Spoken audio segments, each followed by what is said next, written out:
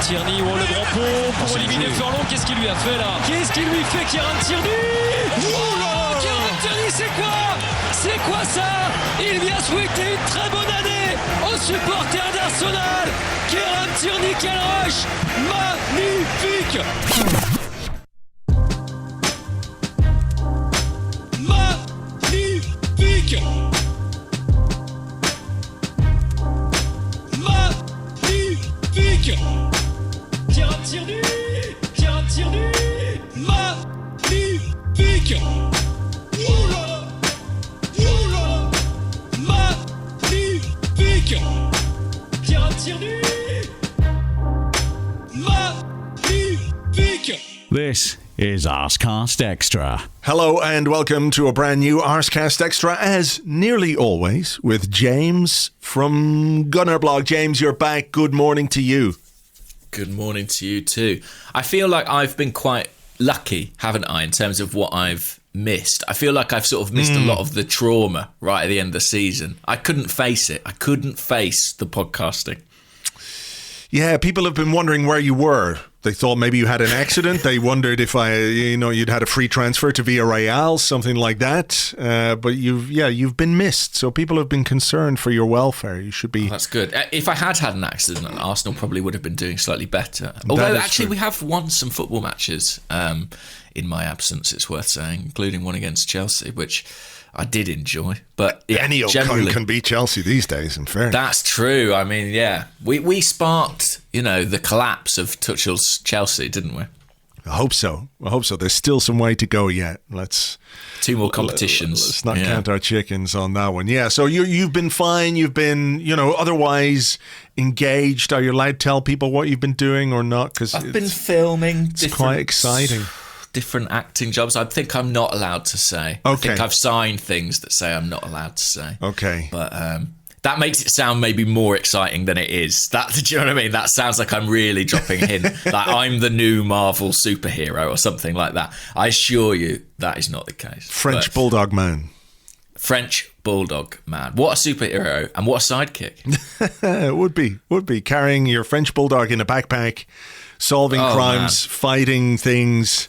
With, does your French Bulldog have does it do the screamy bark thing that a lot of French Bulldogs do? No, but I have seen that. There's a great video on the internet of a French Bulldog having its nails trimmed, and every time they come towards it with the nail trimmer, it screams like a child, basically, like a human child. They do make some odd noises. But the backpack, I have to confess, was not my idea. Right. The backpack was... My wife was concerned that this young puppy's joints were being subjected to too long a walk because the park is quite a far walk from our house. Right. And then you want to walk them around the park. So the backpack has been devised as a method to get the dog to the park. But this dog loves being in that backpack. It never wants to come out. Once it's in, it's like, why would I walk? You're literally carrying me. Yeah. This is great. Just feed me some grapes and fan me with palm leaves or whatever. I mean, that's basically the life this dog leads. She is pampered to the extreme. Oh, well, okay. Well, look, did you watch the FA Cup final at the weekend? Did. My brother was there, actually. He was among the evil Chelsea fans. It was quite confusing on the telly because every time they cut to the fans... It was all blue. It was just blue, yeah. Yeah. I feel like, you need to be aware of what colour your team's going to wear. If Arsenal knew they were playing in, say, yellow, I feel like the fans would really reflect that. We've done that. We've done that in the past, that's for sure. Exactly. So, he was there. Went to get his COVID test the day before and, was part of it all. But I watched it on telly and I thoroughly enjoyed it, I have to say. I forgot it was on. And a lot of people did, just turned it on. And then I thought it was starting at 5:30. And then I just didn't turn it on for a while until I saw my timeline. I was just checking my phone and all I could see was like people going, Tielemans. I was like, okay, I'll turn this on and see what's what. And then I watched the last, whatever it was, 15 minutes or so, which, turned out particularly enjoyable, but there was that moment, wasn't there, where the ball was in the back of the net and I looked at the replay. It didn't look offside to me. No, but it was close enough that you even thought, with VAR. Yeah, I mean, that is cruel and funny, isn't it, at the same time? I mean, they really thought... My brother, in fact, people will enjoy this, when he got home, he told me his voice was still hoarse from celebrating an equaliser that didn't happen. Never happened. Oh. Yeah. So maybe people are celebrating goals still in the era of VAR, but it was whisked away from them. I mean, all the drama was kind of in the last 15 minutes anyway. Kasper Schmeichel made a couple of really good saves. Wow, what a save that was from whoever it was. Mason Mount. Yeah. He hits it really well, and Schmeichel makes a brilliant stop. And then you think Chelsea have equalised. And it's one of those where when a team gets an equaliser that late, you know, it just feels like all the momentum swings in their direction. You know, you're like, that's that. And yeah, it was whipped away from them. It was, because I was thinking, like, I can't be fucking arse watching extra time now. No. I was quite happy to turn on for the last few minutes and watch Leicester win. Well, not necessarily watch Leicester win, watch Chelsea lose. But then I thought it went to 1-1, I was like, I don't know if I can subject myself to another half an hour of this, because can Leicester, you know, is the momentum truly with Chelsea? Are they going to do it? And then it was disallowed, and, you know, VAR is terrible. I will stand by that to my dying day, but it was really funny. It was really funny. It was. But can I ask you this? Yeah, go on.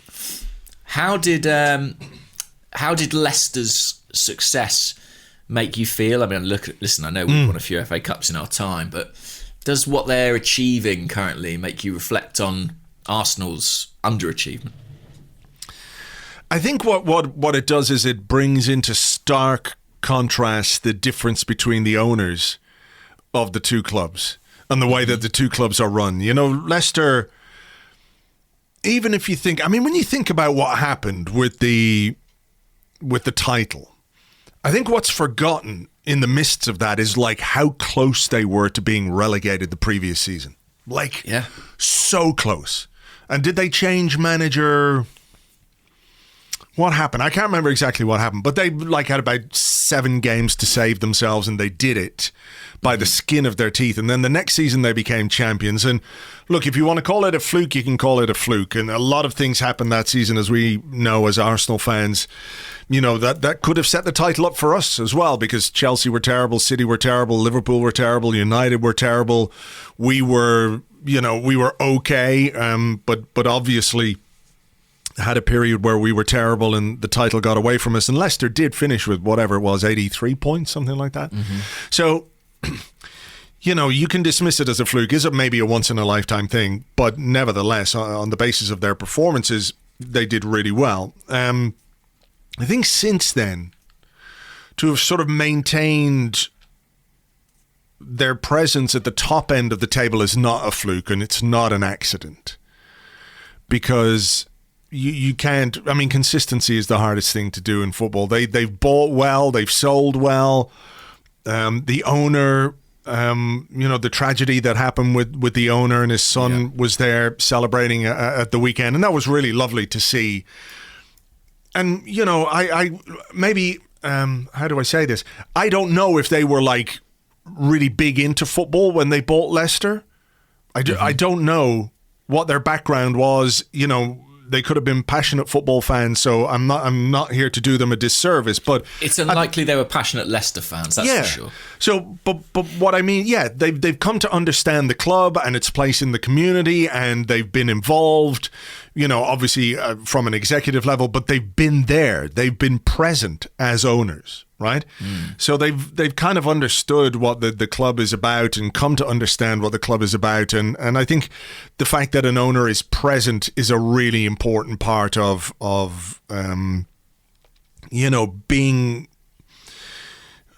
Custodianship is the wrong word, but being able to connect with the fans, being able to connect with the club and the community and all of those kind of things. So their success, you know, you can't say it's by accident, it's by design. They seem to be a very well-run club, very smart in how they do transfer business.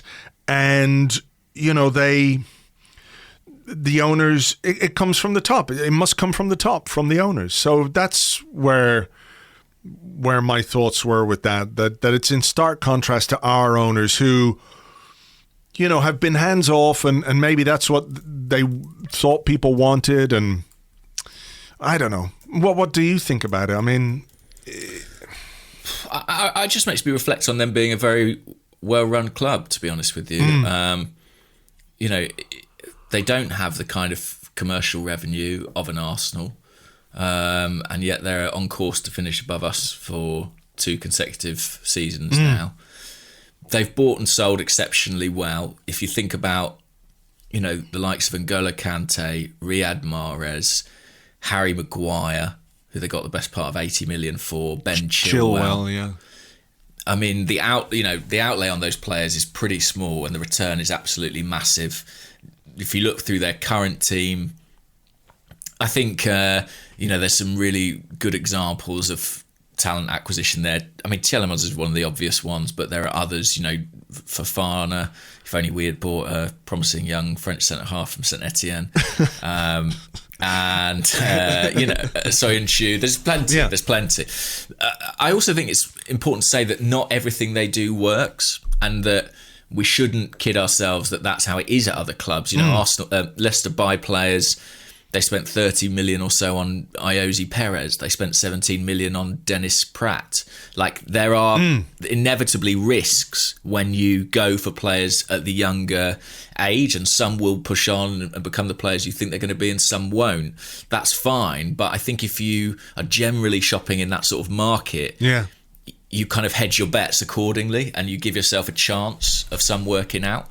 And I think Arsenal, you know, could learn a lot from that. We're not asking for every signing to be a Riyad Mahrez, you know. But I mean, it was interesting watching them talk about Fofana in the post-game stuff, and what a performance he had in the game, and not think of Saliba. And look, I'm not saying Saliba would have been the finished article or anything like it this season, but what it certainly does is make it very clear that he should be given an opportunity to play next season and develop at Arsenal. We paid nearly £30 million for this kid, and he was, I think, considered the pick of the bunch from Saint Etienne, like between himself and Fofana. I'm not dismissing Fofana's talent or anything like it, but I think if people had been given a choice of one or the other, they would have picked Saliba, because the noise around him was a little bit louder, you know? So it was close. Yeah, it was close. Like, when Arsenal bought Saliba, certainly he was the stand-up candidate. By the end of Saliba's time with Saint Etienne, there was another season, obviously, where he stayed on loan. I definitely think some people in France were saying maybe Fofana has been superior in the last few months, but you know, Saliba had injuries in that last season, as we know, and was a bit interrupted. I think, irrespective, your point stands. It does seem kind of absurd. He had another good game, I think, at the weekend for Nice, Saliba. It does feel kind of frustrating, but maybe we're getting towards some sort of resolution there. I mean, we'll talk about David Luiz shortly, but I think for a long time, Arsenal fans talked admiringly of Liverpool, and it probably says something about how far we've fallen that now we're all looking at Leicester and casting envious glances at them. But there is something about, you're right, the ownership, their connection with the club. I mean, you know, it's so silly, but such small things. Like, doesn't the Leicester owner, on his birthday every year, he like buys everyone in the ground a pint, essentially? Like, I know it's a tokenistic thing, but it does demonstrate you know, an understanding of the culture, or an appreciation of the fans who actually turn up for games. It's a small gesture, but like, you know, who does that? Yeah. Like, if you're determined to make a connection with the fans, and they certainly were, you know, and success helps as well. Let's not ignore that. But yeah, look, you know, it's not that anyone expects Josh Kroenke to turn up at the Emirates and start handing out fucking hamburgers to people, but you know, leopards and spots and all that kind of stuff. But there are some things we could learn. I remember a few years ago, Gazidis talking about how, well, you know, if Leicester can win the league, there's a model for Arsenal to follow, which was ludicrous at the time. And in the context in which he said it, it was ludicrous, because it sort of ignored the huge disparity in stature between the two clubs, and as you say, commercial income and gate revenue and all of those kind of things.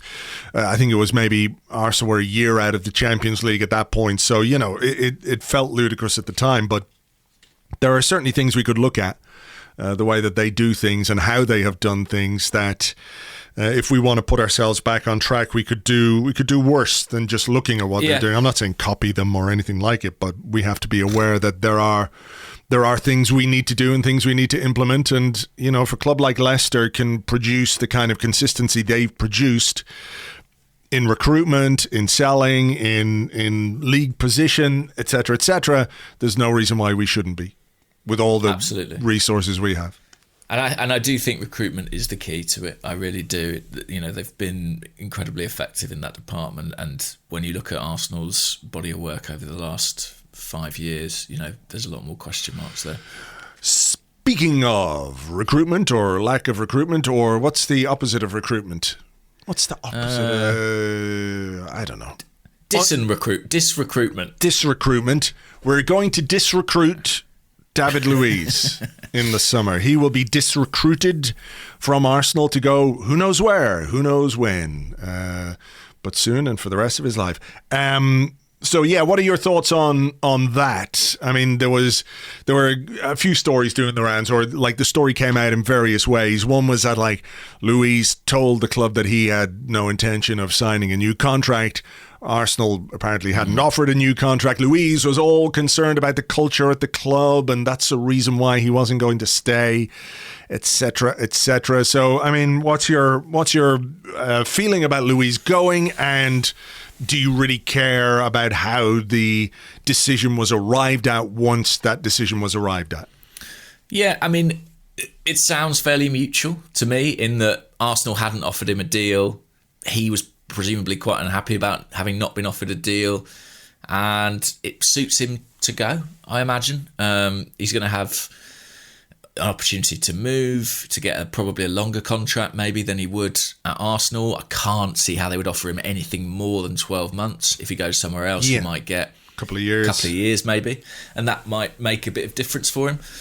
Personally, I think it's we were nearly in this position a year ago, weren't we? Where his deal was up, and there were big questions then over whether Arsenal should extend it. And ultimately, I think an injury to Pablo Mari proved the difference after that opening game against Manchester City. And we kind of thought, I don't know if we can afford to let him go with all the fixtures we've got coming up. Yeah. I think now is the right time. It's just an obvious breaking point. I mean, it's literally the end of the contract. I don't think... The way I feel about it is Luiz is clearly an important player to Arteta. He's been an important player to this Arsenal team. But if you can't break up and evolve a team when they're about to finish 9th or whatever it might be, when can you do it? Well, that's it. And like people talk about, well, he's one of the leaders and, we'd have a leadership gap if he's gone. And, by all accounts, his presence at the training ground has been pretty positive. The young players like him. He's got time for young players and all of that kind of stuff. So, that's nice. And it's nice to hear that, there are senior players at the club who have the time to sort of mentor and advise the young players coming through, guys who've been there, done that, worn the T-shirts, etc., etc. That's great, but we're still 9th and have stagnated with these, in inverted commas, leaders. So surely it is, as you say, the right time to make a change and try something new. Yeah, and I think he's missed, according to Transfermarkt or whoever it is, I think he's missed 12 games due to injury this season. Granted, he had that big bang on the head, which sort of can't be helped and isn't necessarily a sign of any physical decline. But there have been, particularly towards the end of the season, the odd kind of stop-start and muscular problem here or there. And he's 34. That's going to happen. I just think... I really do think he's a good player, and he can be a really useful player at times. But I think it's absolutely the right thing for Arsenal to move on. And I think that game time, as we've mentioned, would be so much better spent effectively on someone like William Saliba. For sure. For sure. Yeah, I'm with you. I think it's the right time. The thing about Luiz for me was like, it's when he's good, he's good. No two ways about it. But you just never knew when. 3 sendings off, in his Arsenal 2 years. I mean, I think he's done well. I think it's really hard, as we've seen this season, for a player to come in from a rival club and win people round. And the fact that Luiz has done that, in spite of some pretty big errors, I think most people sort of generally appreciate what he brings. I think that is impressive. And he's a better player than I gave him credit for before he arrived at the club.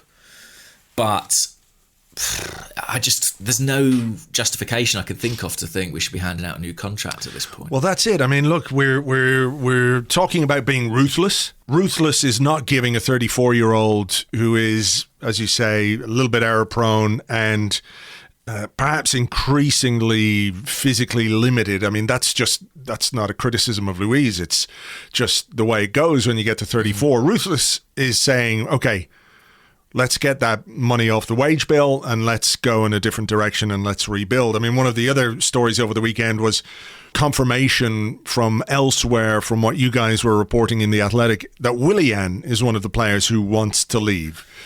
Yeah. I mean, I don't know. I ran something, didn't he, about that? Yeah. So I don't know how much of that is involved or how much is tied to David Luiz's decision or the decision over David Luiz, I might say, because the two of them obviously are friends from many years at Chelsea and in Brazil, the national team there. It is extremely helpful to us, though, if Willian actively wants to leave, isn't it? It is. And actually, for the conversations I've had around it, I think it's worth saying about Willian, it's not the case of a guy who is laughing all the way to the bank here. I think he has genuinely been pretty miserable about the way things have gone at Arsenal. Granted, a lot of that is on him, but I think it has affected him quite a lot, and I think he wants to go. And I agree that's helpful, and I think he should go. And I think the best thing he can do in some ways to rescue his credibility is to help make that happen. I know footballers and their agents are not in the habit of losing money, so I sincerely doubt he will lose any money because it very, very rarely, if ever, happens. But I hope some sort of deal can be cut. And looking at the fact that, the noises are out there that he wants to go, looking at the fact that Arsenal in January showed a kind of ruthlessness and an ability to strike these accords when necessary, I hope that can be the case. I think it would just be the best thing for everybody at this stage, even if it costs Arsenal, 50% or whatever it might. I mean, it just feels like that's the other 50% is just going to be money wasted at the present time. Yeah, I mean, look, it is kind of mad to think that. Look, we all had concerns over the length of the deal when he signed, and one of the concerns, I think the chief concern was like, how do we get rid of him in the final year? Because I don't think anyone saw it going quite as badly as it has gone. Right? No. So it was like, whoa, 18 months, 2 years in, he's got a year left. How do you shift him? Is that going to be a problem, et cetera, et cetera? And here we are 12 months in, and we're looking at a situation where we're going to have to financially contribute to his disrecruitment. Yeah. And I think we've got... It is galling. Yeah. I mean, when you make mistakes, you have to clean up the mess, Well, that's true. And, I think we've got a similar situation maybe with Kolasinac in the summer, who's got a year left on his current deal, who's going to come back, who is surplus to requirements. We're going to have to disrecruit him and probably incentivize his departure as well. So, yeah, it is... I think it's for the best for everyone if Willian goes. And I do wonder, is this a real lesson in transfer terms for Arsenal? Or do you think... I think it's a case study, isn't it? And you hope that it's being used as such. I also think... personally, if any agent has a number of players within a club, it creates a situation where that agent can wield a certain degree of influence. And in the case of Willian and David Luiz, I think it would be no bad thing whatsoever to kind of break up that stable of players who operate under one agent. I just think that situation has caused Arsenal problems, less so of late. I think it is notable that certain people have been less forthcoming in the public arena, and I think that I don't think Arsenal would go back there. I think that a line has sort of been drawn, but I also think it would be just quite good to move on from that, because really Arsenal haven't benefited from that relationship at all. I remember when Arsenal started signing kind of Jarabchin players, there was always this idea of, well, we do a few favours and then we'll get like the next big thing out of Brazil or something like it. And that just hasn't transpired. But that was always pie in the sky to me. It's like, an agent will make you take a couple of duff players to give you first option on the jewel in his particular crown. I mean, that just sounds like fantasy, really. Yeah. It's like, you do this for me, you take these kind of substandard average players and I will give you the next big thing. But like, really, it doesn't work like that, does it? Because there are myriad reasons for these signings and why these signings happened, and we could do them to death, but there isn't any. Look, I'm not saying Arsenal have a solid recruitment plan or haven't had or have had a solid recruitment plan, I should say, in the last little while, but surely no rational, semi-intelligent football club could do business based on the idea that, right, well, we'll hobble ourselves a little bit in the hope that in 2 years' time, some 18-year-old wonder kid is going to come in and save the day. Yeah, I don't think the relationships ever work on that sort of transactional basis of tit for tat. I do think, obviously, if you foster a good relationship with an agent and it then transpires they have a client you're interested in, that can be beneficial. Yeah. But that hasn't proven to be the case. In fairness, I do think, as we were saying earlier, that on balance, David Luiz hasn't been a bad signing for Arsenal. Yeah. Do you contest that? Because you could say, I see the point of, well, there's no return financially on it. Yeah. But in terms of his performances, I think... I mean, look, he played a big part in helping us win the FA Cup. So I'm not going to take that away. I think he was good in those big games against City and against Chelsea. There's no question about that. Could we have won those games without him? Maybe, maybe not. I don't think he was the key to those games. I would say on balance, the Luiz thing was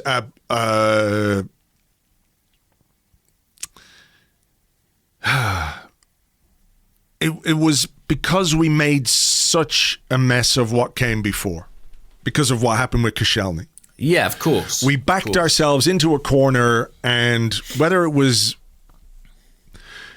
I don't want to be too cynical about whether it was deliberate or not that Luiz was the guy we brought in to replace Koscielny, and we, whatever happened there. Was he a good signing for us? I mean, I don't think so. I can see the positive aspects of him and some of the performances, but overall, I think it was an easy option, and that's being diplomatic about it, an expensive option, and I do wonder if a smarter football club might have done things differently. It's not that I hate David Luiz or anything like it, and like I said, I can see where you're coming from, but I just think it is emblematic of the way this club has been run over the last number of years that we signed David Luiz. I remember, I think I was doing the preseason podcast, just finished doing the preseason podcast with Ken Early. And the two of us saw the news and were just like, what the fuck?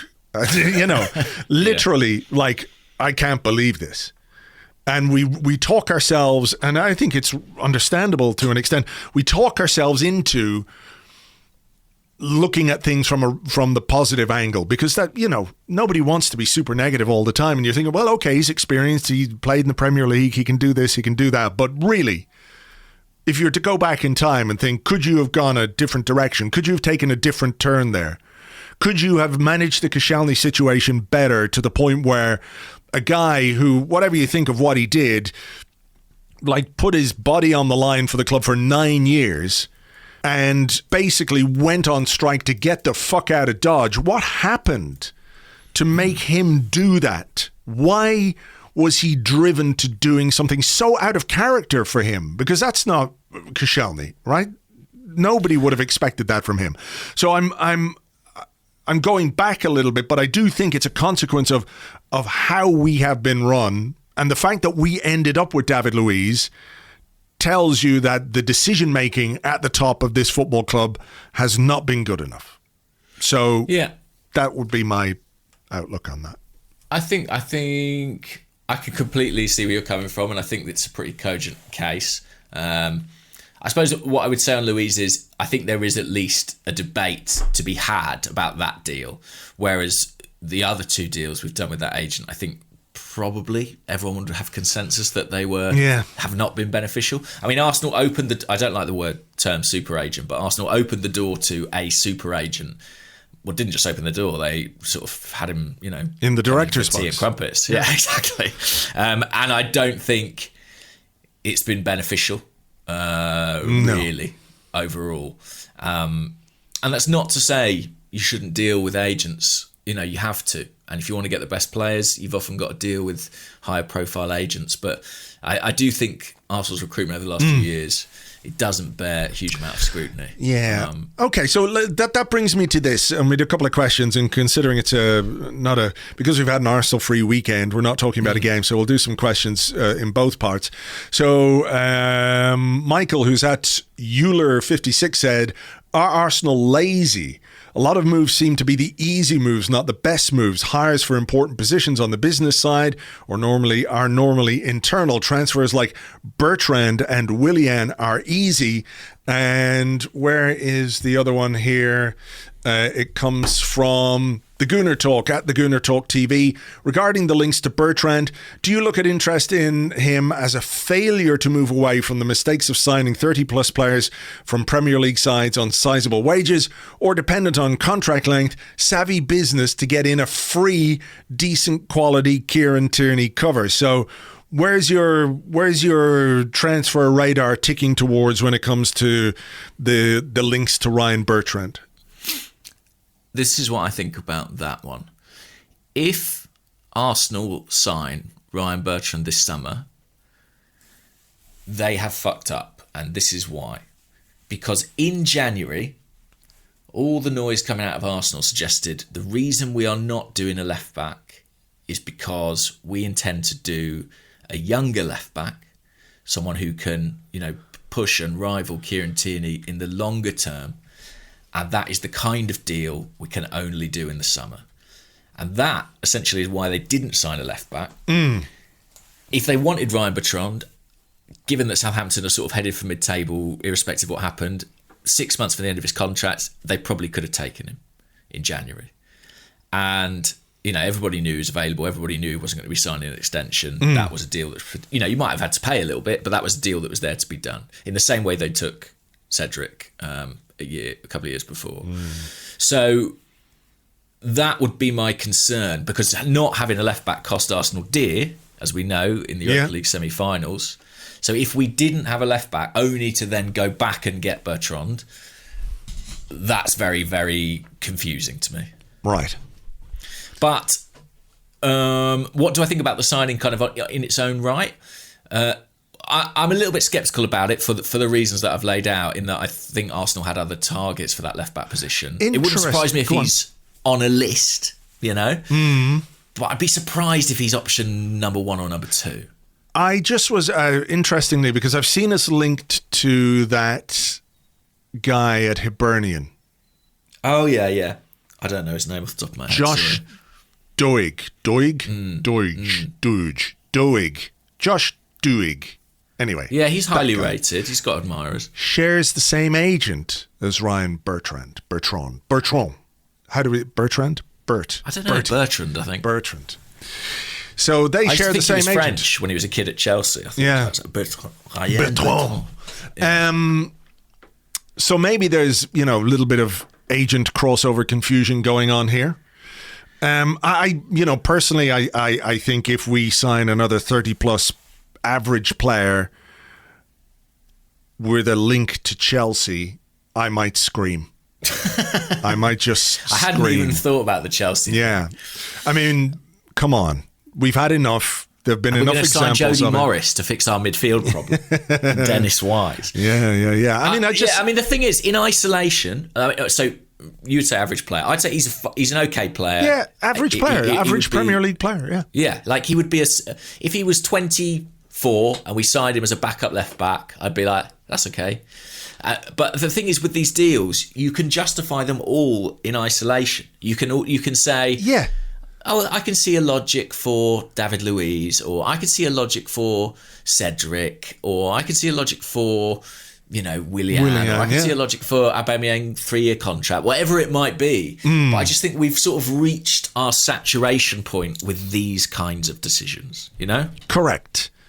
Start learning lessons. Again, coming back to the being ruthless thing, that's not ruthless. That's not a ruthless way to operate, is to give a guy who's going to be 32 when the season starts, maybe you just give him a 1-year deal. And again, in isolation, you could probably make a case for Bertrand to be understudy to Kieran Tierney, who you hope is going to be fit for 32 Premier League games, right? Because if you have a backup, you can maybe rest him for a couple of games here and there, and therefore you don't overburden him and everything else.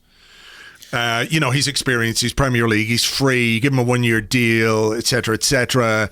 He's homegrown, and that is a consideration when it comes to our transfer business this summer. But like the first question there from Michael, it's easy / lazy. Do you think it's lazy? I think it's not laziness, it's poor planning. That's how I see it. Is that not lazy? Is that not doing the work, though? I mean, if poor planning is that not another way of saying you haven't put in sufficient time and resources into squad building or scouting or recruitment or analysis of potential left-back targets, that this is the best you can come up with? I mean, look, there's got to be... I know we have... George Burr did an article today on Arseblog News about how if we are bringing in a left-back, it's got to be a signing because we don't have anything yet at academy level. Nobody is ready to make the step up. Right, Joel Lopez hasn't smaller quite. Boy. Yeah, he hasn't developed into what we hoped he might become. So he's not ready to be that guy for us. So we've got to make a signing. So are you telling me that of all the footballers in all the football clubs in all the world, whether it's Premier League or the Championship or wherever, I know there are issues now with Brexit and work permits and all that kind of stuff, but still, you can't look to the Championship maybe and find a young guy, or to me it feels lazy. When I say poor planning, I think what I mean, and the reason I don't think it's purely lazy, is that there has been a lot of disruption at Arsenal. So you think it's like, okay, here's a solution. We've got to concentrate on more pressing matters. Let's agree on this. It's not great, but we can live with it. That kind of thing? Kind of, or there's a change at head coach and it means different targets are required, or Rao leaves and Edu's panicked and has to do this and that. I just think that Arsenal's not been a stable environment for people to put in kind of mid to long term planning, and that's actually one of the reasons that I kind of, as much as I have concerns about the current setup, I do kind of think at some point we've got to stick with something just to see if we can actually let some plans play out. If they're there, I really hope they are. Listening to you talk about the homegrown thing, I mean, Ryan Bertrand has been linked with Man City quite a lot as well. You know, he might get himself quite a nice move this summer. If he is on Arsenal's list, that's the only possible justification I can find for it. If they're like, well, we know, like if we know we need a keeper, a midfielder, a right back, a left back, and all those targets for some reason, apart from left back, are non-homegrown, maybe they're like, from a quota perspective, this is required, but I would still feel uncomfortable with it, and I think he's a better player than you do. But I would still feel. I think he's fine. I think like he's a perfectly serviceable Premier League player, just like Cedric, who now is what? What is he? What is Cedric now, other than a fucking walking art installation? You know, and that's the thing. I mean, you put a player. He was younger than Bertrand by 3 or 4 years when we signed him, but we've put him on good money and a decent long-term deal. You can't sign Bertrand, Bertie. You can't sign that guy and also keep Cedric, can you? How do you get rid of Cedric? No, but what can you get for Cedric? Like, you know, I remember a time when Arsenal, because of his age and his nationality, were turning down, you know, £5 million bids for Carl Jenkinson. You're not going to get that for Cedric. You'll do well to get someone to take Cedric off your hands. Personally, I think. Like, I think you'd be talking a minimal fee, really. So, yeah, for all the reasons we've outlined, I really hope that's not the way Arsenal go. And in fairness, that's what I've heard. That Arsenal are looking at a younger profile, not just at left back, but generally in terms of the squad. And it has to be the case, right? It would be insanity to do anything else. Agree. Which is why, which is why I think all of us have this collective. Yeah, you know, I mean, why wouldn't we be afraid of Arsenal doing a deal like this? Because we do deals like this. We have a track record of doing deals like this, and until such time as we stop doing deals like this for a prolonged period of time, at which point we can look back and say, "Hey, remember when we stopped doing that stupid stuff?" We are going to be living in fear of us doing the stupid stuff. Of course. And that's why something like Willian needs to be a case study, needs to be... Amy Lawrence said something really interesting. I can't remember if she said it on a podcast or she said it just in conversation, but we were talking about this season and what needs to happen at the end of it. And she sort of said, you know, people like Edu and Mikel Arteta, I think she wrote this as well, Arsenal are within their rights to keep them, but only if they've been through a kind of thorough process. So, you know, at the end of the season, Edu, for example, as technical director, should be called into a meeting with the board, and people will question, of course, the authority or the football expertise of the board to have this conversation, and be made to explain, why did we do that? What can we learn from it? Yeah. Do you know what I mean? Like, yeah. Explain to us the logic of Willian, and now tell us why it hasn't worked, and now tell us what we're going to do in future to avoid situations like that. Exactly. Like, you know, performance review. Exactly. There needs to be the most thorough performance review, and the same applies to Mikel Arteta. You know, what was your plan for the team this season? How were we going to play? Why didn't we do it? What can we learn? How are we going to change things going forward so that we're more successful? I don't think, I'm not of the mind that these people can't get better. I think when you hire inexperienced people, you have to believe that they can get better, but there needs to be a degree of interrogation of why we've failed and a clear indication that we're learning from it. I think it's so important.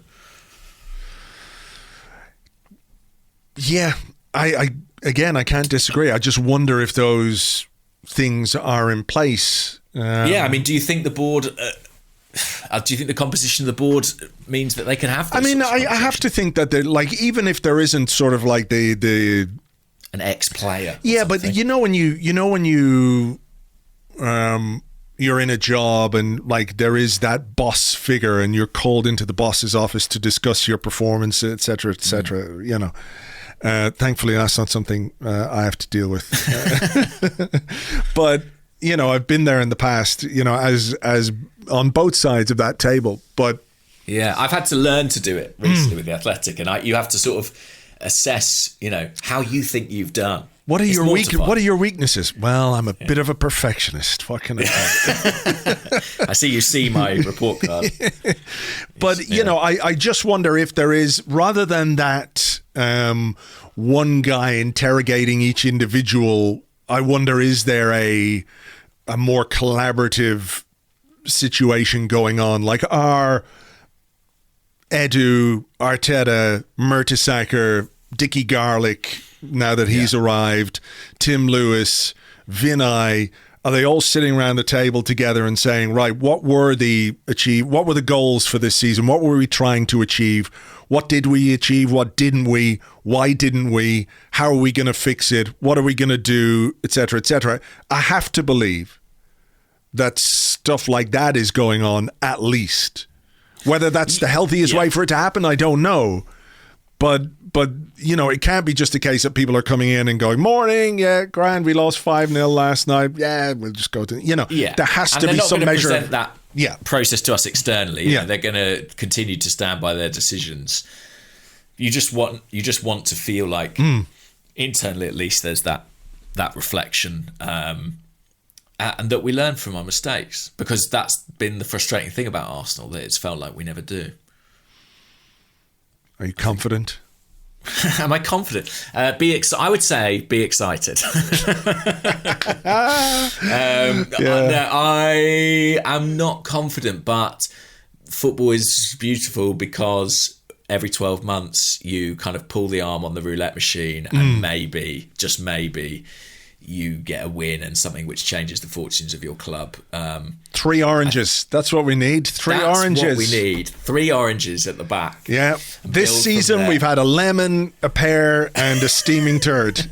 Yeah. And we need 3 oranges. Well, if we can only get 3 oranges, yeah. So yeah, I am the optimistic in the way every football fan is optimistic, if you see what I mean. I do. All right. Look, I think we should take a break here because we've got questions. So we'll come back and do those. But for now, grab a cuppa. We'll be back with your questions and more in part 2 right after this.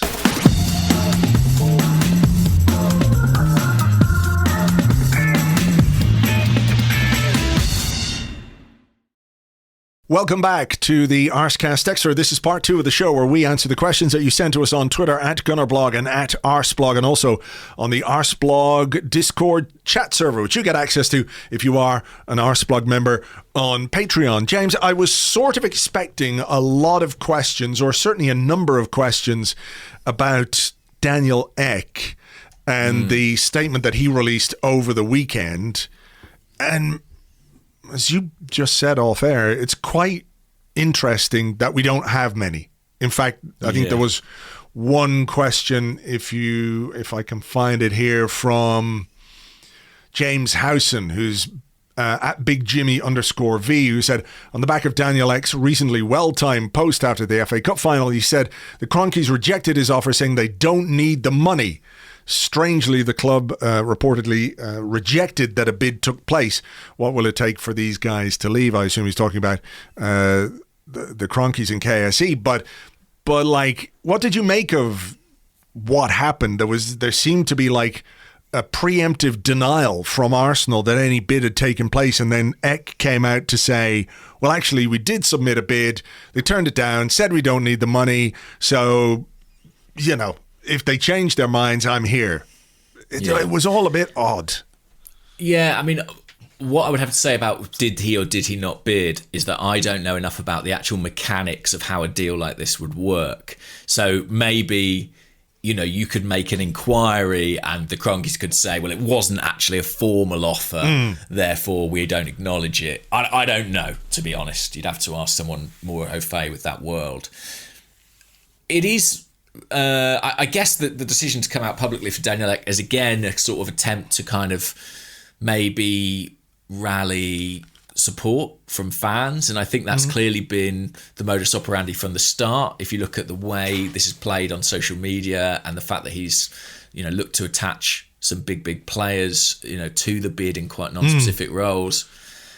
I actually think maybe he's underestimated Arsenal fans a little bit in that respect. I think most Arsenal fans have kind of seen through that a little bit and seen it for what it is, which feels like a very PR-led thing and not something that anyone's inclined to take hugely seriously. I don't want to speak for all supporters, because I'm sure there are people who are really behind Daniel Ek as well. But I think some of the big PR moves haven't quite played as well as they might have hoped, Yeah. I mean, I do think it's a little bit odd that, given the names of Patrick Vieira and Dennis Bergkamp were attached to this, that we haven't heard anything from either of them. Thierry Henry has been...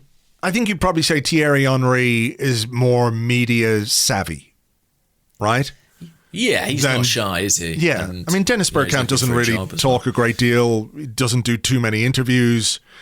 He seems happy to keep himself to himself. Patrick Vieira as a manager obviously has a public profile, but I just think it is a little bit strange that if they were actually genuinely attached, that they haven't said anything, even a quote. They don't have to sit down and do a fucking Frost versus Nixon kind of interview, but nothing at all. And I also think it's quite interesting that X statement in which he said, like, if they ever change their mind, I'm available. Last week he's saying this is going to be a long process, we're here for the journey or whatever it was. They don't really add up. No, I mean, I think the reason that we've had so few questions about it is that people have seen that statement and thought, well, that's that. Because, I respect their decision, but remain interested and available should that situation ever change. To me, that's putting the ball in the Kroenkes' court. And I can tell you now, they ain't going to be knocking it back over the fence. No, they're just keeping the ball. Yeah, they're keeping it. Yeah, exactly. So I don't hold out a great degree of hope. I suppose one interpretation of the Vieira and Bergkamp thing could be if Ek really does believe this is a long game and he's going to kind of spread those declarations of support out at sort of appropriate moments to kind of engender positive fan sentiment. But again, that statement just to me feels like, when Arsenal used to sort of go after top players and then Arsene Wenger would do a press conference explaining why they were too expensive. It's like that thing of like, we tried. It just has that slight whiff of that about it. Yeah. And I guess I've always been a little bit sceptical just about the way this bid sort of marketed itself almost. I always thought, I don't know, this doesn't feel like it. No, I may be proven wrong. I don't know. We could be completely wrong. But for me, there just hasn't been the credibility or the substance to this that you would expect for the kind of transaction we're talking about. A £2 billion asset, moving from, an owner who does not sell and has never sold any of his, in inverted commas, franchises. He says he has the money, but where does the money come from? He said it wasn't going to be leveraged on the club, but, what's it leveraged on? I know you can't go into all the details of it, but to me, it just always felt a little bit opportunistic and not necessary, not really credible. I'll be, if we're proven wrong, we're proven wrong, but that's just kind of how I feel about it. What do you make of the tweet over the weekend from the AFC Bell, who of course was bang on the money regarding Thomas Partey, who said those close to Kroenke who held senior positions in the sports establishment and who are still in contact with him tell something in Arabic, I presume it's the AFC Bell. The family is striving to heal the rift with the discontented segment of the masses, and there is a serious intention to do something exceptional this summer. Are you holding your breath? I would say be excited. I don't know. I mean, listen, if the Bell says it, it's got to be true. But, they have to do something exceptional. Arsenal don't have any money. So if they're going to buy any players, it's something exceptional is going to have to happen somewhere along the line. I think that this is what I hope, that the Kroenkes recognise, a little bit like they did in the previous summer window with Thomas Partey, that there is actually an opportunity here for Arsenal. There are a lot of clubs who don't have backers nearly as wealthy as the Kroenkes are. They're extraordinarily insulated against this degree of financial crisis. They can quite easily put their hand in their pocket and help the team kind of shortcut the mountain they have to climb. I hope they do, and I think I am actually optimistic about that. Maybe I'm being naive, but I do think they will enable Arsenal to spend. I don't know exactly how that will work financially, but what do you think? I mean, Arteta sounds like he's sure bullish. He's going to get some backing from the owners. Now, maybe it's a case he's saying it to put pressure on them, or maybe it's because they've told him. I don't quite know, but he certainly sounds it. I'll believe it when I see it, kind of thing. That's the right position to take. I think so. I'll believe it when I see it. I mean, one of the things that X said in his statement was that, you know, he was willing to do fan ownership and have fan representation on the board and give the golden share, etc., which again, you know. Too good to be true? Yeah.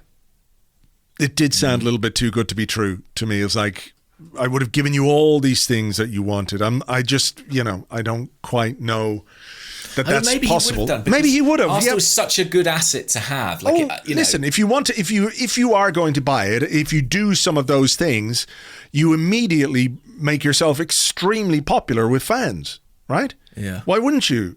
So, but I think it's easy to promise when you don't have to deliver. That's just sort of where I am with that. But we had a question from Tokyo Gooner. Is that Tokyo_Gooner? And there's a lot of talk about fan representation. I think Chelsea announced that they're going to have fan representation at board level. Maybe Spurs did too. Yeah. Don't know that we want to be copying that. No, but he said, what do you think the demerit of fan representation on the board of directors of a club? I mean, is it anything other than window dressing? Well, I think in the case of Chelsea, you know, those supporters are all obviously signed to like NDAs. So it's not as if there's going to be, correct me if I'm wrong, if anyone out there knows differently, but from how I understood it, they're not going to be in kind of every board meeting, and even the ones they're in, there's obviously has to be a degree of privacy around that. Yeah. So it's not like there's going to be completely open dialogue between supporters and fans. I think one of the concerns people have is, how can I put it? Do you end up kind of creating a hierarchy among supporters, you know, and does it benefit, you know, the people who get to be in the room, but maybe not everybody else? That's one of the concerns that I've heard floated. I think it would be good. I don't really see what harm it can do. I don't know how much good it can do, but I don't know what harm it can do. Do you? Can you think of anything? I guess the only thing I can think of is like, how is it decided who represents the fans? Because there are so many disparate factions. It's very dangerous to talk about base. Fans, isn't it? Like, as one entity. It is. I mean, look, there are many official Arsenal supporters groups locally and around the world. There are fan representative groups. And I think, I'm not trying to dismiss any of this, but I think they all have their own specific outlook.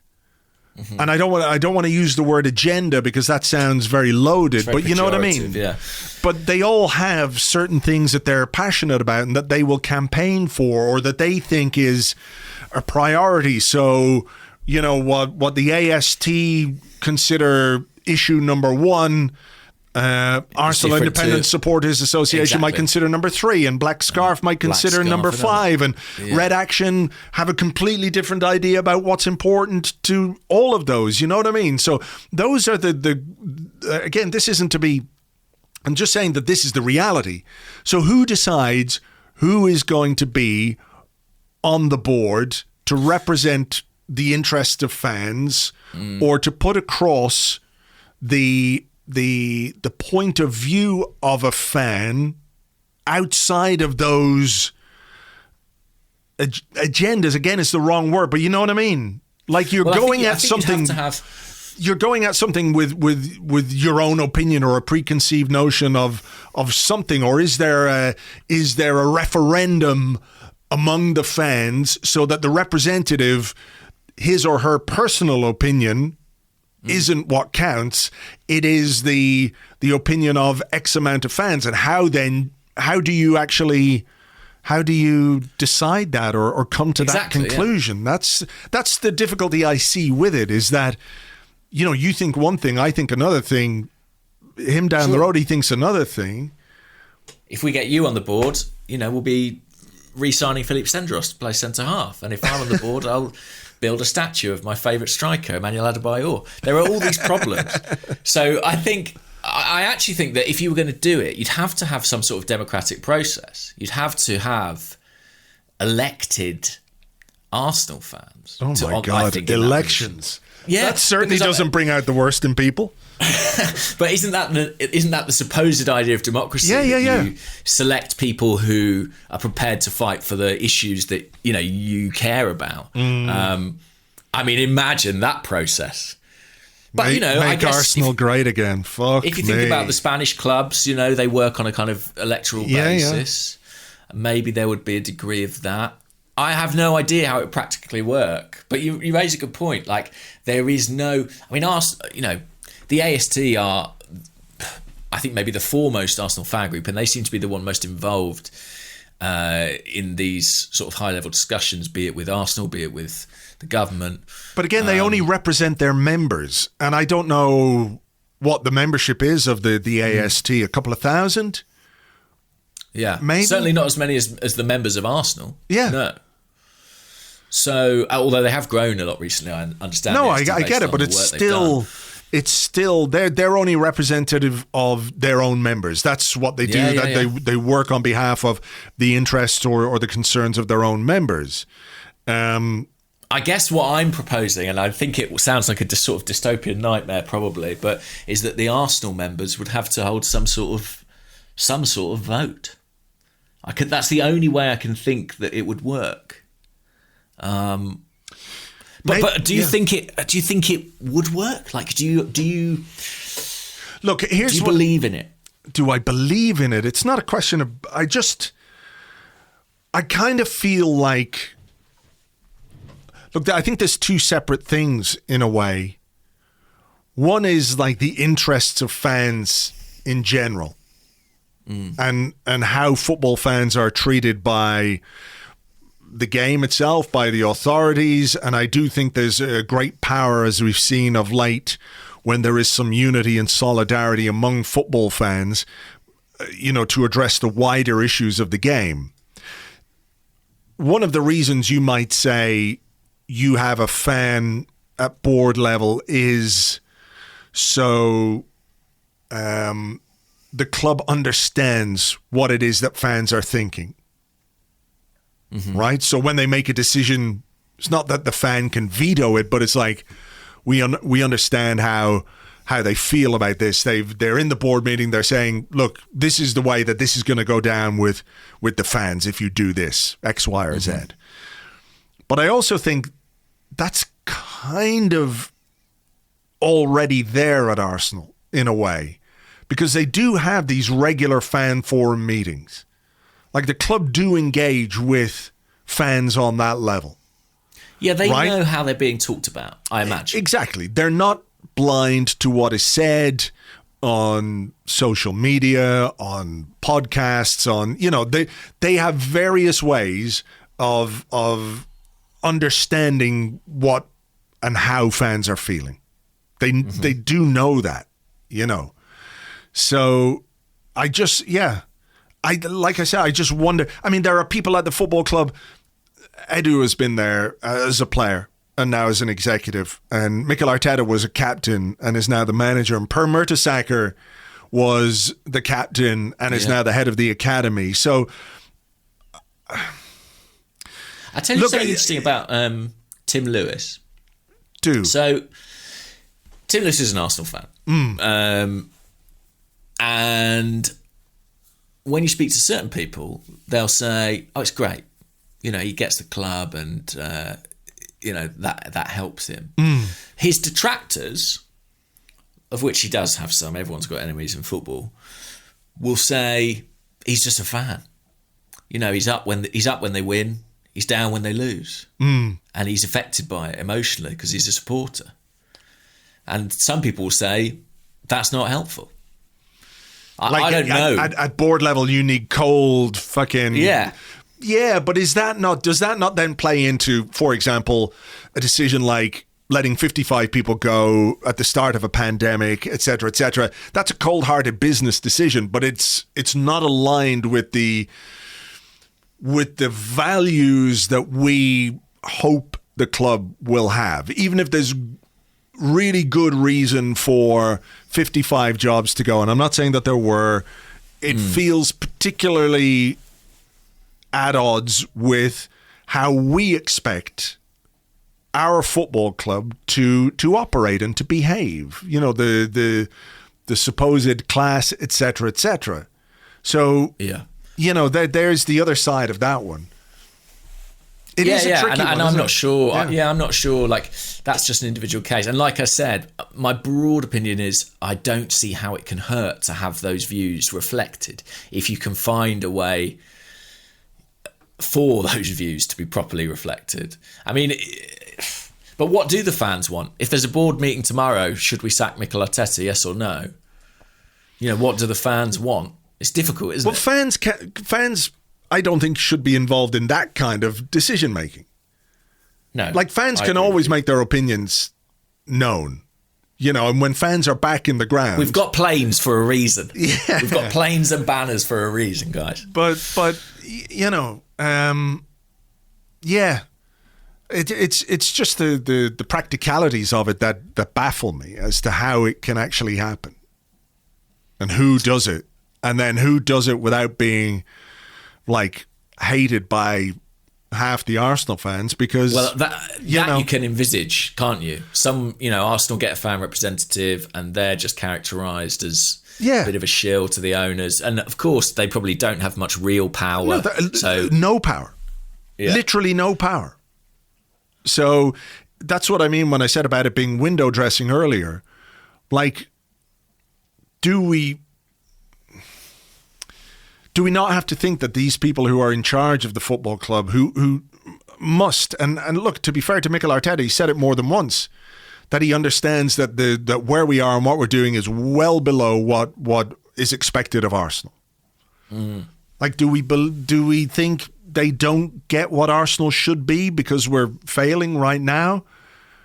Is all it takes for someone to come in and remind them this is what Arsenal should be? You know, bang the table and remind them about the badge and the passion and the this and the that, and that will make everything right? I don't think that's how it works. I'm not saying that's not a reasonable point of view, but I don't know that that's how you improve, right? Yeah, I mean, if you gave me the choice, I think I would err towards having someone there who, you know, that sort of like performance review discussion that we mentioned. I would really love it if I felt like there was someone at that level who could have those sorts of conversations with Arteta and Edu and really understand their day-to-day job. I think that would be really helpful. And I don't think a fan is the right person to do that. By all means, have a fan as well. But I do think someone who has the authority on those matters to really be able to assess performance, I think that matters. I think it really does. Do you think in some ways we're still, like, for all the stuff that we understand about rebuilding and things that need to be done, and Arteta has been both open about certain things and quite cryptic about other things that have gone on in the background, and if you're being really cynical, when he talks about things like that after a season that we've had, is he distracting? Is he just talking about things like that so focus is taken away from performance on the pitch, etc., etc.? But do you still think there's a vagueness about, like, we all understand where we want to be or what we want to do or where we want to go as a football club, but there is no, or has been no clear roadmap as to how we're going to get there. And I realize that's difficult as well. Like to say, in year 1, we're going to do this. In year 2, we're going to do that. And you can't lay bare all your plans publicly. But do you feel sometimes that there's still an element of us not quite knowing why or how we're doing certain things? That leads to this insecurity about, all of it. Definitely. And listen, any 5-year plan probably can't factor in things like, I don't know, a pandemic. Or we're going to have to sack the manager, whatever it might be. So there are reasons that those things get diverted from. But I really agree with that. I really feel like, and actually I think there is an obligation on the club to, while they don't have to communicate the sort of specific deliverables of, well, in year 3 we expect to be in the Champions League. They don't have to tell us that in those terms. But I think it's important that they do exist internally, so there is some way of kind of measuring and assessing performance and ascertaining, did you achieve your goals or did you not, and therefore what are the consequences of that. But I also think it's incumbent on the club to find a way, and I genuinely believe something Arsenal have really struggled with, to find a way to communicate what they're trying to do to their supporters. I just think, I've talked about this before, but Project Youth 2006, a lot of fans were unhappy about Arsenal not being title contenders, but there was a really clear, coherent story that Arsenal told about what they were attempting to do. Arsene Wenger was the perfect frontman for it, really, because he spoke about the financial situation. He spoke about the importance of buying young players, of letting them feel the potential. We need patience. We need time. We're growing. He did a sensational kind of comms PR job and managed to kind of get people to buy into what they were doing. And crucially, everything Arsenal did perfectly fitted that narrative. If you were over 30, you couldn't get a contract at Arsenal. You couldn't get one. It was so clear that we all accepted that as normality. We were like, okay, that's what we're doing. That's what this club is. And I think the club's failure to construct an identity like that and a future that fans can believe in is what leads supporters to get so frustrated, because it feels so jumbled and so muddled.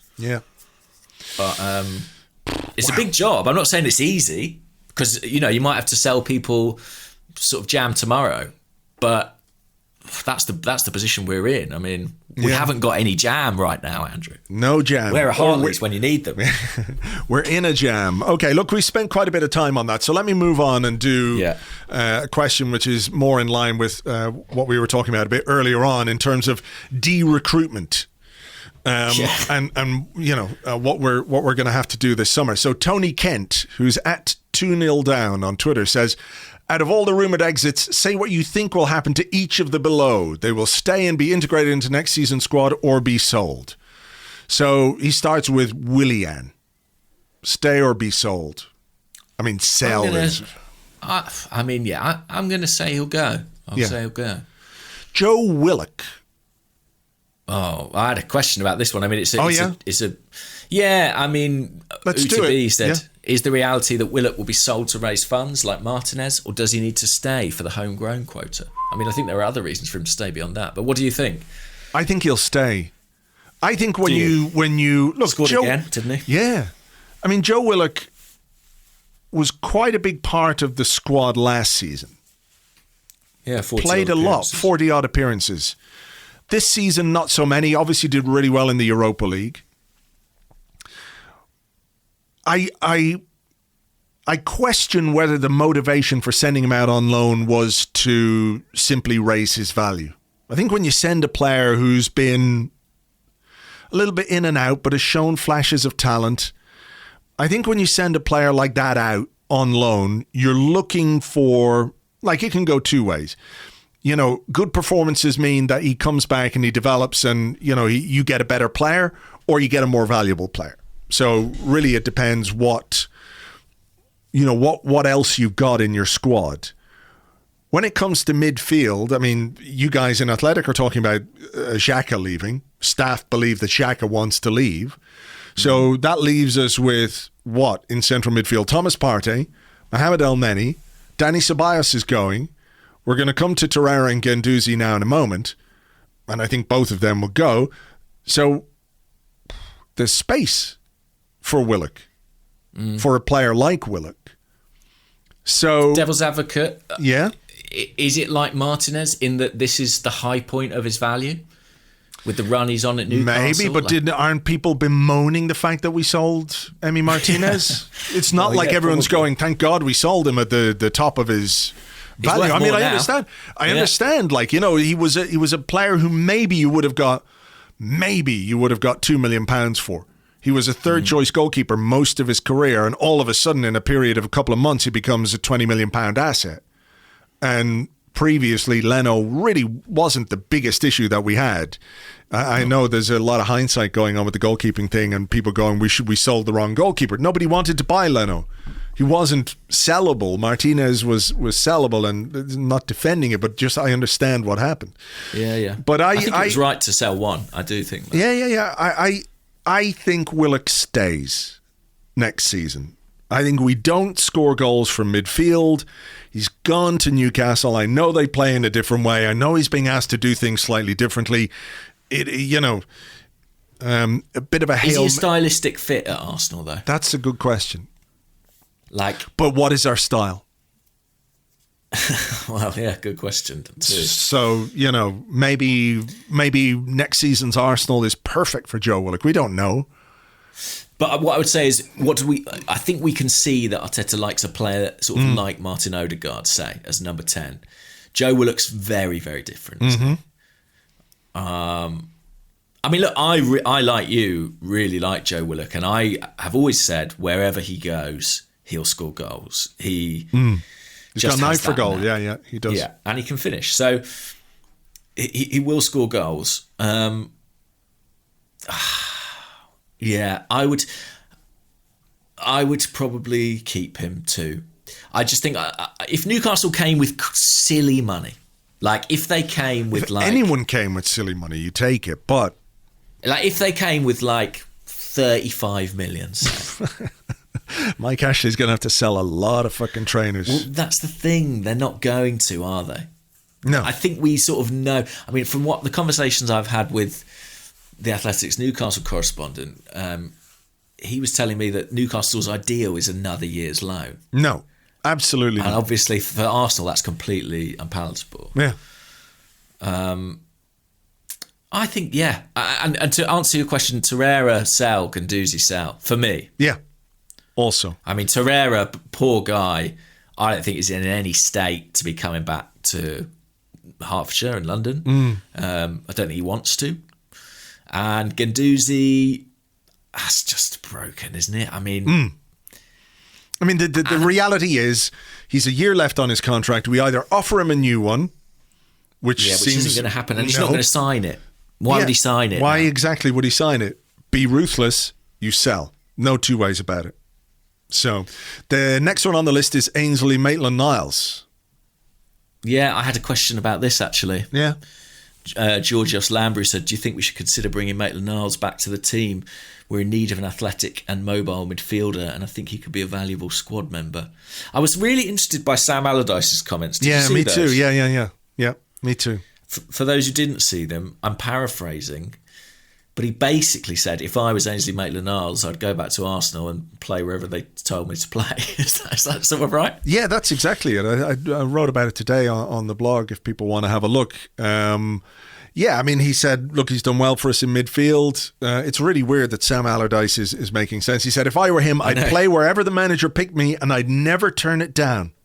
Because if you're able to play in a number of positions, you're going to get more games than if you had one position and one position only. So,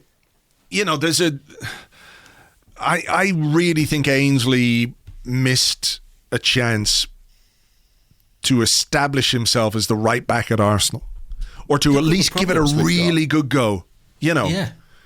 And maybe that door isn't 100% closed, depending on what else we need to do this summer, because he's got all the attributes to be a modern fullback. He really does.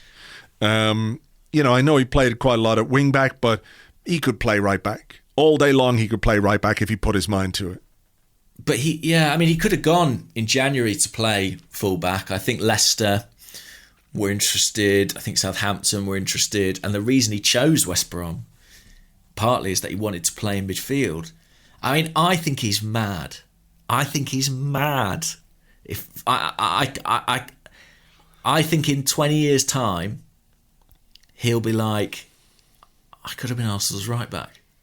What was I thinking? Well, I mean, the thing about it is like I could very easily now go onto Arseblog News and find a story from a couple of years ago where Maitland-Niles basically says he wants to be a winger.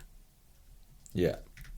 Let me just see if I can find I it. remember that. Yeah, I remember it. Maitland-Niles, January 2019. Maitland-Niles wants to be answer to Arsenal's winger issues. He said, I'd like to be a winger. This is him quoting him talking to Sky Sports. I'd like to be a winger. I feel comfortable there and have been playing there this season. Until the age of 16, I was a winger. I'd like to think of myself as a winger at 25 years old, starting every week for Arsenal, scoring and assisting goals.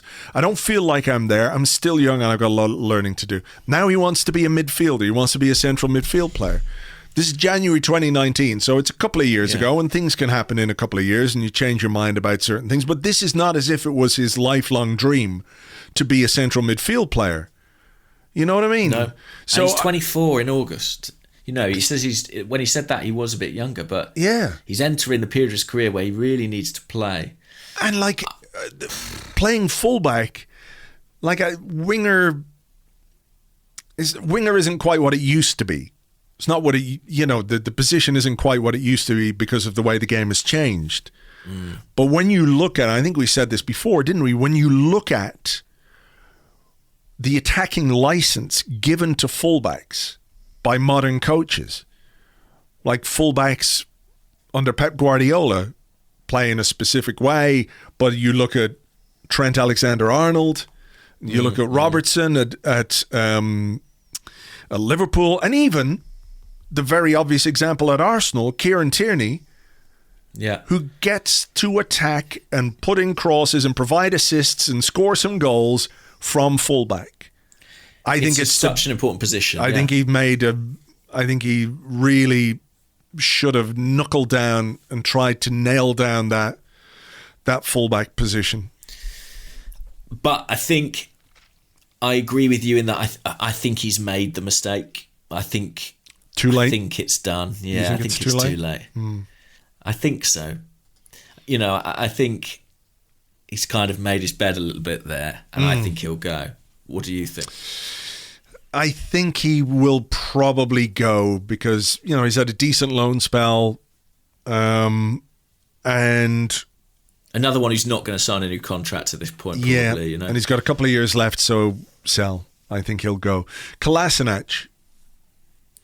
Yeah, real bummer Schalke got relegated because obviously it's a club he's got a real affinity with and they like him. They can't afford him though. They can't afford him.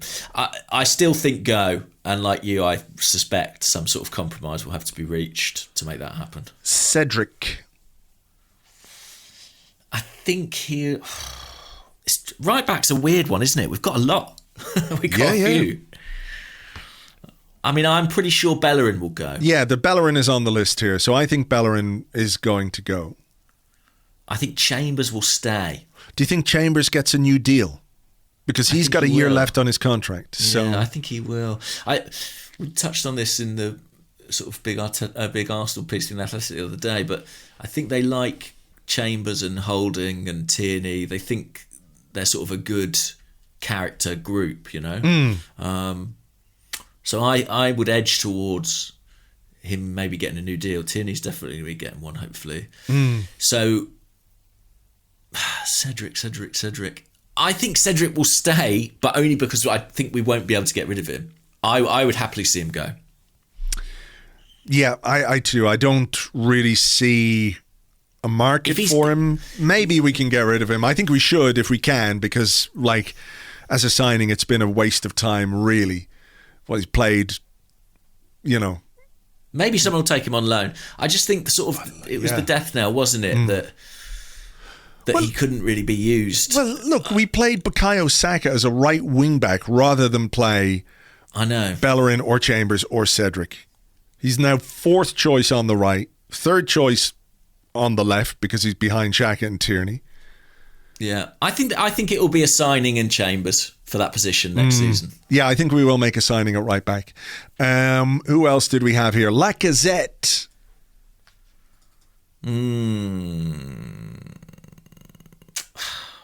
I saw some stuff last week about him like getting a year extension, but I don't know where it came from or how credible it was. I don't know. I haven't heard that myself. Yeah, but it doesn't mean it's not true. I think this one is quite tricky, only because it kind of depends what's on the table. Lacazette.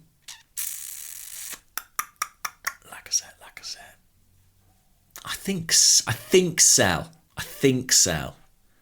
Again, this is kind of what we think will happen rather than what we would do. Okay, what we think will happen. Like I would sell. I would sell for sure. Yeah, I think he might stay. I think he might stay. And what? Just see out his deal? Leave on a free? Can we afford to do that? Oh, I've done it enough time in the past. I mean, well, that's the whole problem. Yeah, no, I know. Well, what do you think will happen?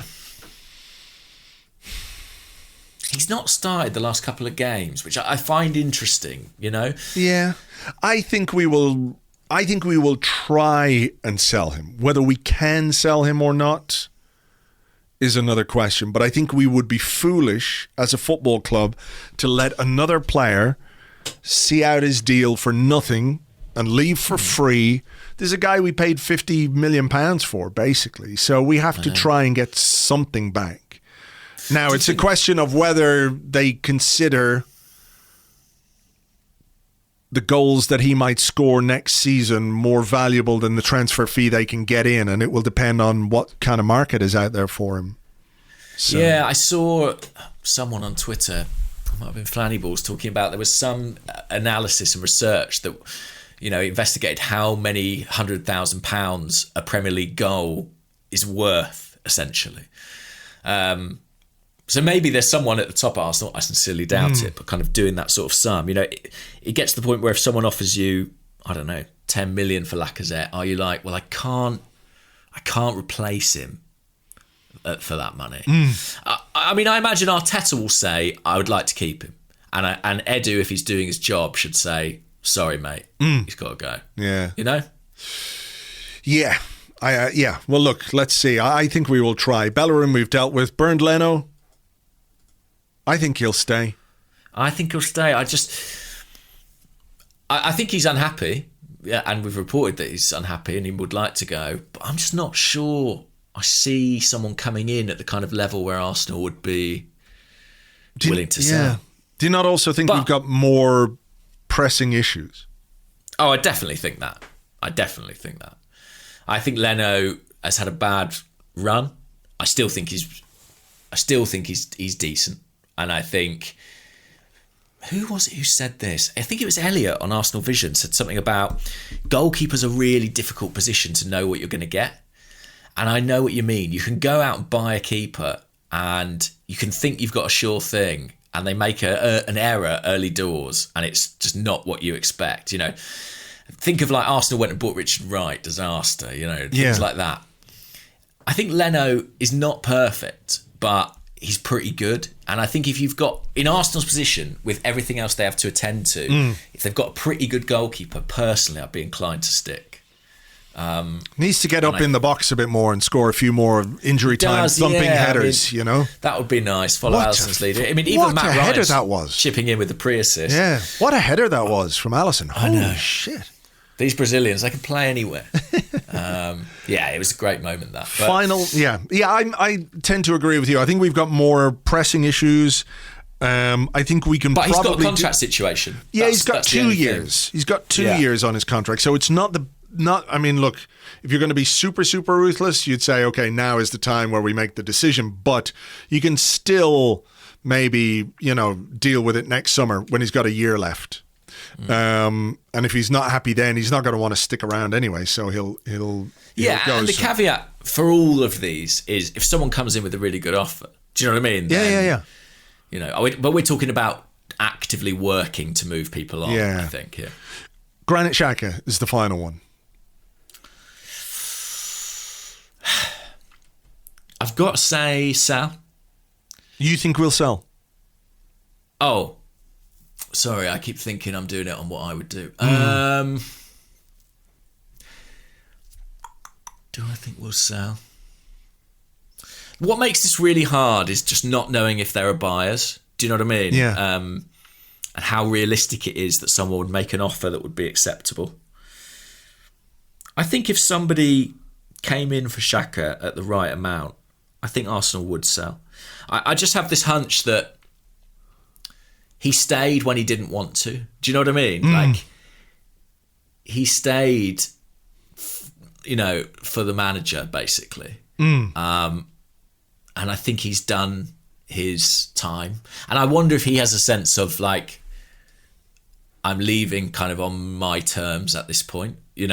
He's had probably one of his best seasons, I would say. And maybe it's just the right time. I mean, but the problem is you talk about midfield and we're just left with very, very little there. I mean, one name you've not said is El Neni. Yeah. And I think El Neni, for me, you probably keep for the body. Well, I mean, I've seen people ask. There was a question from the Discord from Gunnar Loths, who said, how much might the African Cup of Nations affect our recruitment this summer with Partey, Pepe and El Neni all likely to go to the tournament?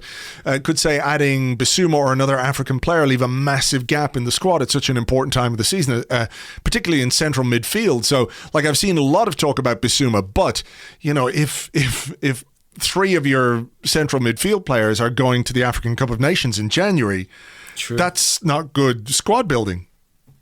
Joe Willett, one-man midfield. Yeah, tricky. Xhaka. What do you think on Xhaka? I think he's a difficult one. I think it is difficult. I mean, I think you're right that it's probably, if the right offer comes in, the right time, because there's only so far this is going to go. It's had its ups and downs. It's, I just wonder what market there is out there for him, who's going to be interested in him, and at what price. My gut feeling is that he'll stay. That's my gut feeling. A player wanting to leave doesn't always get what they want. Yeah. Hector Bellerin's a great example of that. He's wanted to go several times and been convinced to stay. I think, it's really hard. I had something clever to say about Xhaka then, but I've forgotten it. Okay. Oh, that's it. If Arsenal sell Xhaka and Lacazette, it will be a big indication that they've learnt something, because those aren't. I don't think those are sales that could be a little bit painful. Like they're players that it might not be. You could make a good case that they could contribute something next season for us without being like absolutely fundamental to the team. Yeah.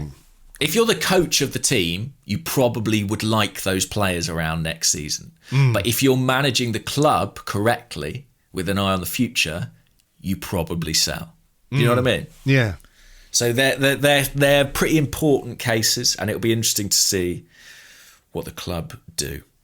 Let's bang through a few, because we've let's lash through a few in the last few minutes. Daniel Carson, good morning, guys. What do you think the reaction of fans will be like when they're allowed back in on Wednesday? Of course, we all want to get behind the team, but do you think the frustrations of the season will mean a tense or uncomfortable atmosphere? Well, it won't make any difference on Wednesday because it's only home fans, isn't it? So I think so at Palace, yeah. Crystal Palace. So what will the... I don't know. I have again, it's very difficult to speak on behalf of fans or anything like that, but I feel like there was a period, wasn't there, earlier in the season when we did have some fans back in, like in limited numbers. Yeah. I went to a game. Yeah, and I think we were going through a difficult period, but the fans in the stadium were behind the team. They were supportive of the team, and I figure they cheered Willian. Well, there you go. Incredible. I'm not sure that's going to happen, but I figure it'll be something similar on Sunday. Just because the absence has been so great this season that I think that kind of drives the reaction to a certain extent. If we're 3-0 down to Brighton at half-time, I'm not saying everyone's going to be clapping them off or anything like that. So I think there'll be a good atmosphere. I think there'll be a bit of a carnival atmosphere. People will be really happy to be back in the stands. There won't be huge stakes on the game, but I think part of that will be substantial protests or chanting against the ownership. I think that will be involved. Okay, we have got a couple of questions from the Discord. We can't see the graphics, but Ranbo says these two tables show the league tables before the Chelsea game on Boxing Day, and since then, does this give you... he says, have we underestimated how much better we've been since then? And does this give you hope for an improvement next season? And Loey133 says, what are your thoughts on the whole Premier League table since Boxing Day thing? I'm trying to get the graphics up here so I can just see them. So pre-Christmas or pre-Boxing Day, if you like, we were in 15th. And if you look at the table... in the games from Boxing Day onwards. And this is remarkable to me because it doesn't feel like it. If the table, and I know this is nonsense, but if the table were only looked at from Boxing Day onwards, Arsenal will be in third place behind Man City and behind Manchester United with 41 points. City 57, Man United 43, Leicester in fourth on 39. So, like... What are your thoughts on that whole since Boxing Day thing? It's difficult to argue with that, actually. Like, that is a pretty remarkable change. It really doesn't feel like it, does it? No, but I think a lot of that's got to be to do with Europe, hasn't it? And the exit there. Or what came before. And what came before. I mean, ultimately, this season was defined by that dreadful run of 7 games without a win in kind of November, December time. That is what put a ceiling on our season and, effectively defined what we could achieve. I think it has got a bit better since then. And I would need to look at the fixtures more closely. Like, I know we played Liverpool away, for example, in the first half of the season. I know we played United away, albeit we won there in the first half of the season. I'd need to look at the fixtures and be like, has it been kinder to us? I mean, I'd point out we won at Leicester, we won at Chelsea, we won the North London derby in March. We got a point at West Ham, who have been going well. So there have been good results in the second half of the season, as well as some major aberrations. Yeah, it doesn't feel like that, but I think we have to try and draw something from that. Yeah, I think here's the thing with this. I think if you are trying to look for the silver lining to this season, if you're looking for reasons to be optimistic and to hope that next season we can be better, you can say we had a really bad period, but since this point, things have been better. And that is something to hang on to and something to cling on to. The bigger picture, of course, is that you can't just look at a certain section of a season in isolation and say that's representative or fully representative, because ultimately it's the whole season that matters. It's not just an arbitrary cutoff point. You know what I mean? Yeah. It's like saying, you're facing a team. A goal scorer. Yeah, exactly. That kind of thing. Or you're playing a team and they've lost their last 5 games. Or they've only won one of their last 8 games or something like that. But if you were to go back a little bit further, they might have won 9 in a row or something like that. So you're creating this arbitrary cutoff point. So for me, like, there's part of me that wants to be encouraged and wants to be optimistic about what we can do next season and hopes that this second half of the season is genuinely a little bit more representative of who we are. And I think, even those who would argue against this idea that, look, you can't just look at the table from 26th of December, would say that since then, the results and the points tallies and the goal difference, etc., is more in line with what we expect from Arsenal. For sure. For sure. That is the level of expectation that we have for this football club. So that's it. It just depends on how your own brain works. But at the end of the day, the Premier League season is going to end in 6 days' time. We're probably going to finish 8th. That's not good enough. And regardless of what we did from December 26th onwards, what we did before that has played a substantial part in the underachievement of this season. Definitely. I've sort of covered most of what I had because a lot of them were those player-related questions that we sort of folded into one. All right, I've got a couple here. Matt C says, which result would be more funny to you? Chelsea losing consecutive finals or City not winning the Champions League despite having their best chance this year? Chelsea losing consecutive finals would be preferable to my mind. Yeah, me too. You Especially can just write off an FA Cup final last year as well. They've already done 2 in 2 years on that front. Pretty good. First team to do that since Newcastle. Things, yeah, you can just write that off. Yeah. You can just write that off. JG says he's at JM Green on JM Green 87 says, I have an important formal client conference call on Tuesday morning and factually know that one of the external attendees is an avid Arsecast listener. Do I start the call with goodly morning, everyone? Absolutely. Why not? He's got nothing because to lose. There's nothing that people enjoy more than in-jokes at a niche audience. Yeah, exactly. Let me tell you, one guy's going to absolutely love it. Well, 3, because we'll love it, even though we're not present. We won't be in there. Just record it. Make sure you've got the Zoom recorded. Put it up. Sam, who's at _Cannon, well known to you, says 15 years ago we were in Paris. There's a picture of you there, James, with your hair, all Flowing of your locks, hair. Yeah. Wow, look at you. It's You're quite like stunning, actually. Carlos Valderrama crossed with Michael Bolton. It's Very amazing. much so. He says, do you think we'll reach that stage again in the next 15 years? I'll check back in 2036. And there we are, outside Kitty O'Shea's in Paris, playing football. Very fun day until the game. Well, until the last 10 minutes of the game, really. I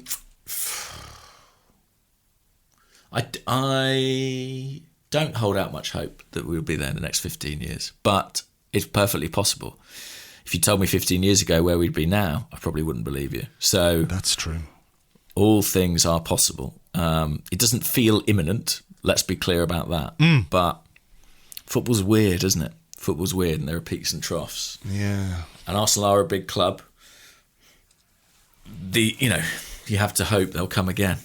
I think they will. Final one from Australian, who's at Australians, who says, now that BoJack Horseman is finished, what series do you both recommend to get away from football until the transfer mill starts grinding again, if it ever stops? So any recommendations? Good question. I've actually been watching, it's on Netflix, but it's an ITV show. It's called Unforgotten, and it's about a very grumpy policewoman who investigates cases of sort of dead bodies from like 20 years ago. Cold cases. Cold cases, yeah. Have you seen it? No.